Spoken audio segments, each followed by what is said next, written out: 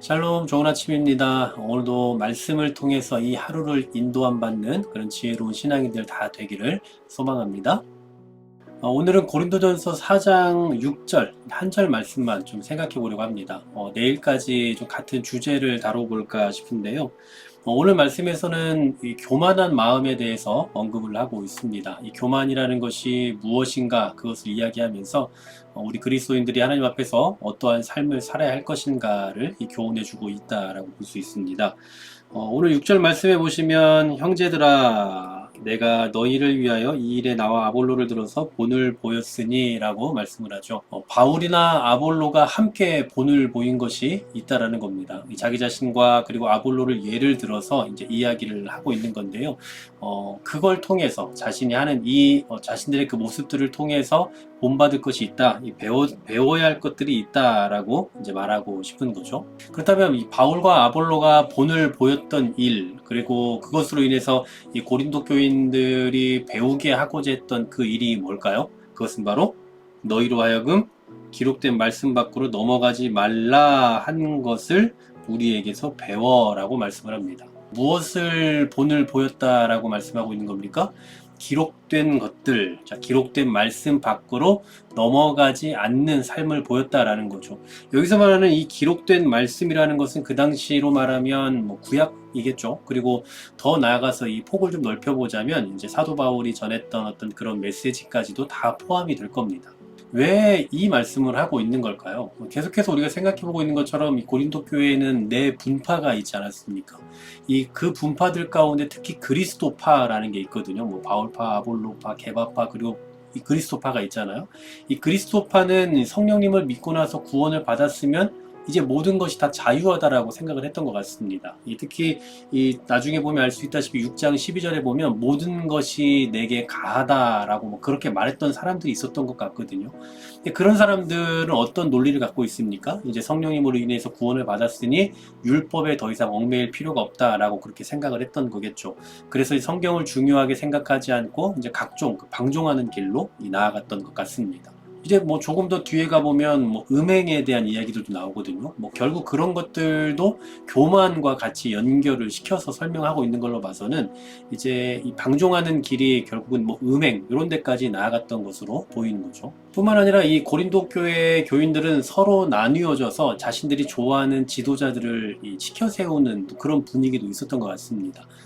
그러면서 이제 은근히 나는 그런 사람을 따르고 있기 때문에 나는 괜찮은 사람이다라고 나름 과시했겠죠. 물론 이 지도자들을 존경하는 것은 당연한 일일 수도 있습니다. 그러나 이 지도자를 자신을 높이는 도구로 삼는다라거나 아니면 자신의 신앙의 수준으로 삼는 것은 합당하지 않은 일인 거죠.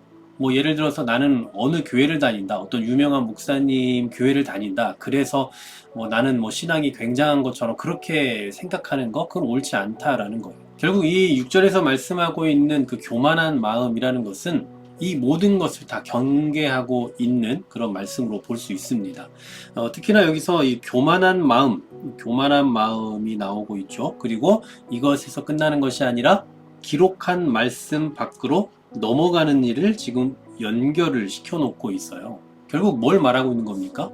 교만한 마음이라는 것은 이 기록된 말씀 밖으로 넘어가려고 하는, 자기 주장을 하려고 하는 데서 드러난다라는 사실이죠. 한마디로 정리를 하면 하나님의 말씀 밖으로 넘어가는 그 삶이 결국은 무엇으로 드러나느냐? 교만으로 표출된다라는 사실이에요. 실제로 오늘날 하나님 말씀 앞에서 이 교만한 사람들이 얼마나 많은지 모릅니다. 말씀을 자기 나름대로 해석을 하면서 순종하는 길로 나아가질 않는 거죠.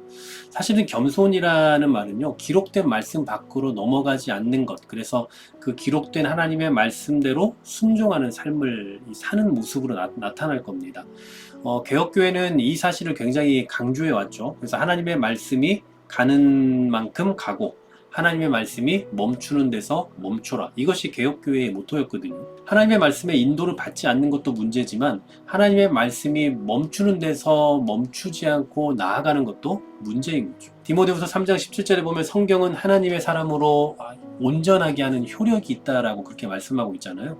그런데 이렇게 하려면 어떻게 해야 된다라고 말씀하냐면 그 바로 앞절에 보면 성경은 교훈하고 책망하고 바르게 하고 의로 교육한다라고 그렇게 설명을 하고 있습니다. 이것을 받아들여야 이런 유익을 누릴 수 있는 거예요. 그래야 하나님의 사람으로서 온전하게 되는 은혜를 누릴 수가 있다라는 사실입니다.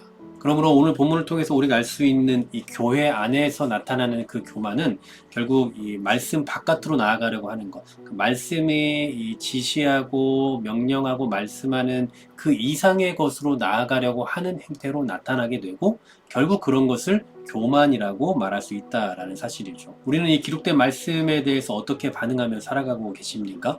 여러분들이 나름대로 해석하고 있는 그 성경의 해석을 가지고 살아가고 있는 건 아닌지, 또 우리가 삶 속에서 어떤 이 삶을 통해서 나타나는 그것을 가지고 이 나름의 성경의 해석으로 여기면서 그것을 최고의 것으로 여기며 살아가고 있지 않은지 우리 자신을 좀 되돌아볼 수 있는 아침이 되었으면 좋겠고요. 무엇보다 우리는 하나님의 말씀이 가는 데까지 가고 멈추는 데서 멈춰야 되는 사람들입니다. 기록된 말씀 바깥으로 넘어가지 않는, 기록된 말씀이 우리에게 명령하는 그 바에서 멈출 줄 아는 그런 지혜를 가지고 이 하루도 그리스도인으로서 영향력 있는 그리스도인으로서 삶을 살아가는 우리 모두가 되길 간절히 소망합니다. 하나님 아버지 감사합니다. 하나님의 말씀이 가라는 데까지 가고 멈추는 데서 멈추는 것이 우리 신앙인의 삶인 줄 믿습니다. 오늘 사도 바울이 경계하고 있는 것처럼 그러한 말씀 바깥으로 나아가는 그런 삶으로 인하여 우리의 삶이 교만으로 표출되지 않게 하여 주시고, 오늘도 하나님의 말씀이 멈추는 데서 멈출 줄 아는 그런 지혜로운 신앙인들 다 되게 하여 주시옵소서. 예수 그리스도의 이름으로 기도하옵나이다. 아멘.